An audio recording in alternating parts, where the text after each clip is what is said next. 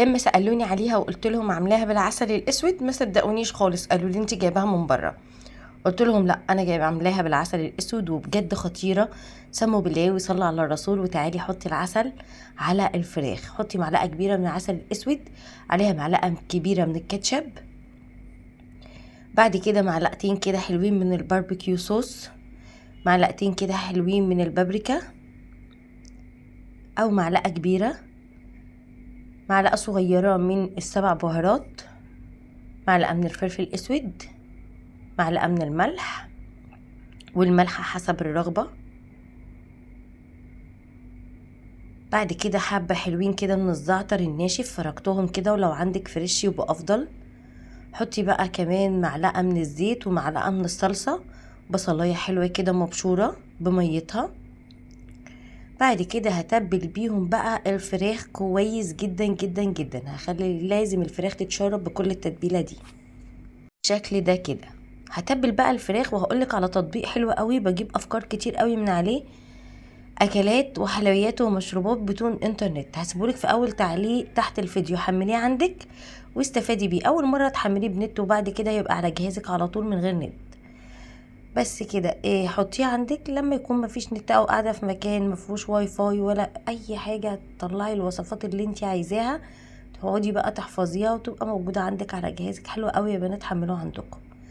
هنا خلاص بقى تبلت الفراخ كده وخدتها على جنب. هشيلها دلوقتي من الصينيه خالص علشان انا عايزه بقى اقلب البطاطس في نفس التتبيله بتاعت الفراخ. جبت كده حوالي نص كيلو من البطاطس، غسلته وقشرته ونضفته، ابتديت اقطعه بقى كده.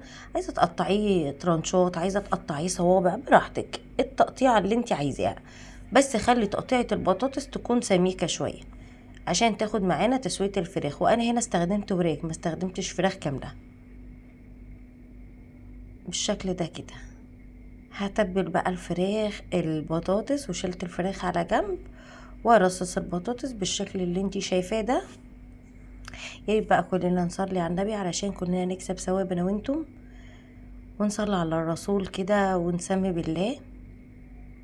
يا ريت كمان تقولوا من اي بلد بتشوفوني، انا هند من مصر. تسعدني جدا كومنتاتكم، وبحب ارد على كومنت وبحب اقراكم جدا، ربنا يبارك فيكم. هنا بقى حطيت كوبايه من الميه وحطيتها في جنب الصينيه كده عشان ما تضيعش التتبيله، واديتها بقى رشه زعتر حلوه.